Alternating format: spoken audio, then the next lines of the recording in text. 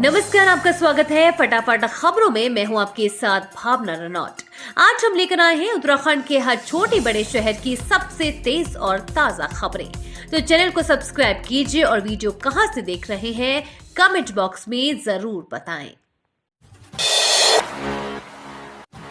नई दिल्ली में निर्माणाधीन उत्तराखंड निवास में दिखेगी पहाड़ी शैली की झलक। मुख्यमंत्री ने किया निरीक्षण।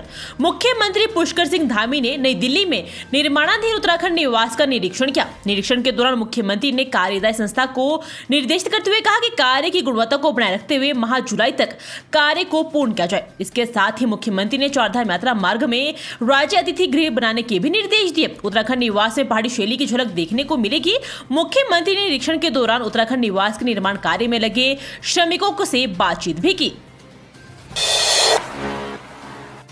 नैनीताल में उमड़े पर्यटक, कई किलोमीटर लंबा जाम, रेंगती गाड़ियों के बीच लोग परेशान। तस्वीरों में देखे नजारा।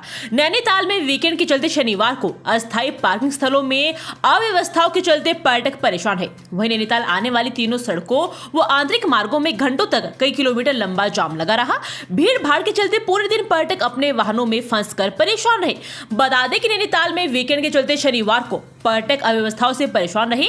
वहीं पर्यटकों के वाहन कई किलोमीटर लंबे जाम में फंसे रहे। शनिवार दोपहर से ही पुलिस ने अस्थायी पार्किंग स्थलों में बिना होटलों में बुकिंग वाले पर्यटकों के लिए वाहनों को रोक दिया। इधर शहर में नगर कीर्तन के चलते शहर की यातायात व्यवस्था बिगड़ गई, जिसके चलते शहर व शहर से लगती सड़कों पर कई किलोमीटर लंबा जाम लगा रहा। पर्यटक घंटों तक जाम में अपने वाहनों में फंस रहे। कई पर्यटक प्रशासन की व्यवस्थाओं पर तंज कसते नजर आए।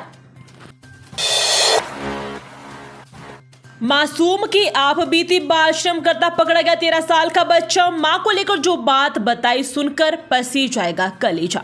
मेरी मां को कैंसर है, मुझे मां के इलाज के लिए पैसे जुटाने हैं। मेरे पिता और दोनों भाई भी मजदूरी करते हैं। मां ठीक हो जाए तो हम काम करना छोड़ देंगे। ये आप बीती बताई है शुक्रवार को पेट्रोल पंप पर बाल श्रम करते मिले एक 13 साल के बच्चे ने। जिला टास्क फोर्स ने बच्चे को रेस्क्यू कर पेट्रोल पंप मालिक के खिलाफ FIR की है। राष्ट्रीय बाल अधिकार संरक्षण आयोग और उत्तराखंड राज्य बाल अधिकार संरक्षण आयोग की ओर से बाल श्रम के खिलाफ मुहिम चलाई जा रही है। इसी क्रम में शुक्रवार को जिला टास्क फोर्स देहरादून, श्रम विभाग, AHTU, चाइल्ड हेल्पलाइन DCPU, समर्पण सोसाइटी, आसरा ट्रस्ट, बचपन बचाओ आंदोलन उत्तराखंड और स्थानीय पुलिस के सहयोग से नेहरू कॉलोनी में अभियान चलाया गया। सैनी धाम के 500 मीटर क्षेत्र को फ्रिज जोन बनाने की राह में लोबी का अड़ंगा। CM करेंगे फैसला। सैनी धाम के 500 मीटर क्षेत्र को फ्रिज जोन बनाने की राह में एक लोबी का अड़ंगा है। प्रॉपर्टी कारोबारी और निवेशक इस प्रक्रिया का कई स्तरों पर विरोध कर रहे हैं। हालांकि टाउन प्लानिंग विभाग ने मास्टर प्लान में इस क्षेत्र को चिन्हित कर दिया है। विकास प्राधिकरण ने फाइल शासन में अनुमोदन के लिए भेज दी है। मुख्यमंत्री स्तर पर फ्रिज जोन पर निर्णय लिया जाएगा। दरअसल गुनियाल और आसपास के कई गाँव में गतिविधियां व प्रॉपर्टी कारोबार तेजी से बढ़ा है। सुदूर जंगलों के बीच में बने होम स्टे वो होटल रेस्तरां पर्यटकों को लुभा रहे हैं। तेजी से बढ़ रहे कंक्रीट के जंगल को देखते हुए सैनिक कल्याण अनुभाग ने गुनियाल गांव में निर्माणाधीन शौर्य स्थल के 500 मीटर अर्ध व्यास क्षेत्र को फ्रिज जोन घोषित कराने का प्रस्ताव दिया है।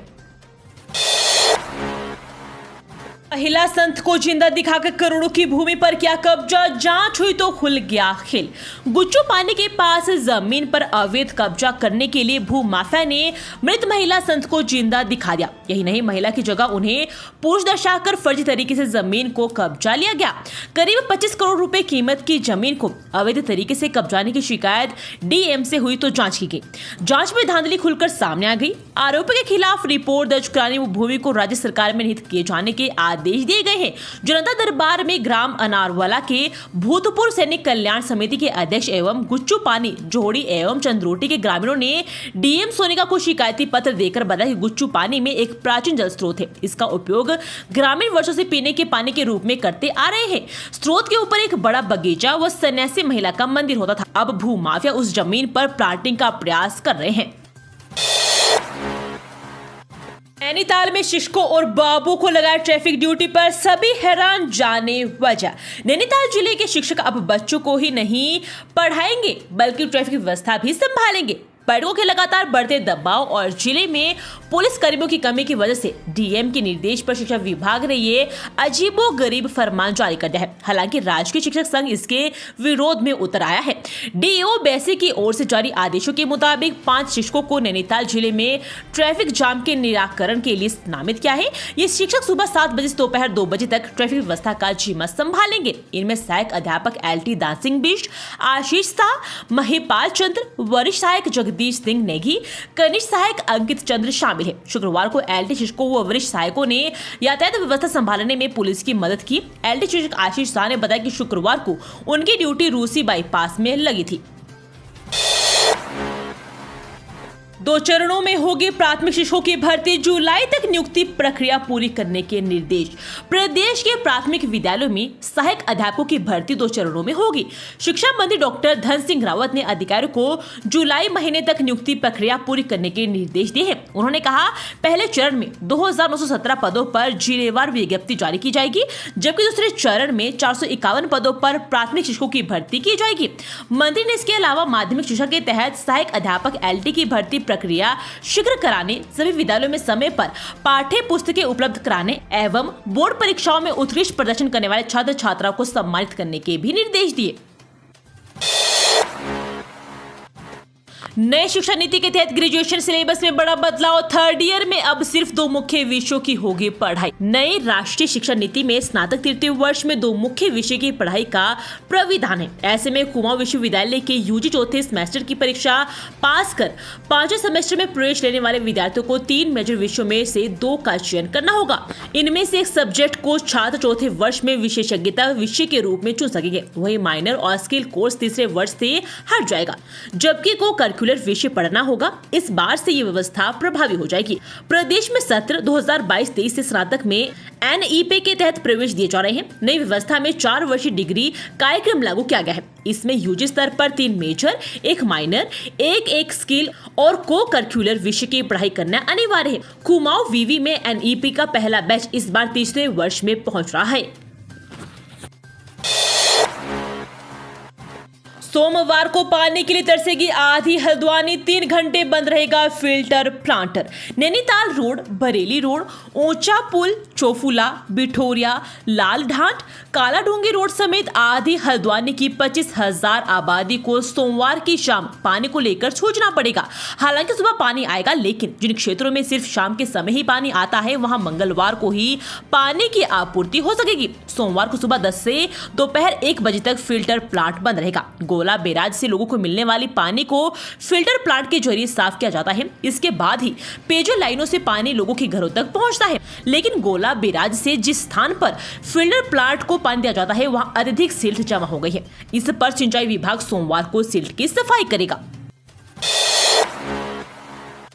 हल्द्वानी में 2 दिन फिर बदलेगा रूट, देखकर करें नैनीताल और कैंची धाम की यात्रा। नैनीताल, भीमताल, भवाली, कैंची धाम और अल्मोड़ा जाने वाले पर्यटकों और स्थानीय लोगों को शनिवार और रविवार को पुलिस का नया ट्रैफिक प्लान देखकर निकलना होगा। वीकेंड की वजह से बड़ी संख्या में बाहर से भी लोगों के पहाड़ पर पहुंचने की संभावना है, इसलिए 2 दिन यह प्लान लागू रहेगा। वहीं पुलिस का कहना है कि हल्द्वानी रेलवे स्टेशन से कैंची धाम के लिए नॉन स्टॉप शटल सेवा का संचालन किया जाएगा। यहाँ से बस में बैठकर श्रद्धालु धाम के दर्शन के लिए जा सकते हैं।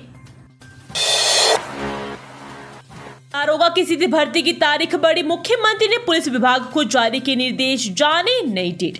उत्तराखंड पुलिस विभाग में उप निरीक्षक, गुलनायक एवं अग्निशमन द्वितीय अधिकारी की सीधी भर्ती के लिए शारीरिक नाप जोख एवं शारीरिक दक्षता परीक्षा दिनांक 30 जून 2024 को प्रस्तावित की गई थी। वर्तमान में हो रही अधिक गर्मी के कारण अभ्यर्थियों की ओर से परीक्षा तिथि को आगे बढ़ाने के लिए मुख्यमंत्री पुष्कर सिंह धामी ने अनुरोध किया गया। मुख्यमंत्री ने अभ्यर्थियों के अनुरोध को स्वीकार करते हुए भर्ती के लिए शारीरिक नाप जोख एवं शारीरिक दक्षता परीक्षा को 2 सितंबर 2024 से कराए जाने के लिए पुलिस विभाग को निर्देश दिया है। परिवहन विभाग फास्ट टैग से वसूलेगा ग्रीन सेस, अफसरों को योजना बनाने के निर्देश। परिवहन विभाग बाहर से आने वाले वाहनों से ग्रीन सेस वसूलेगा।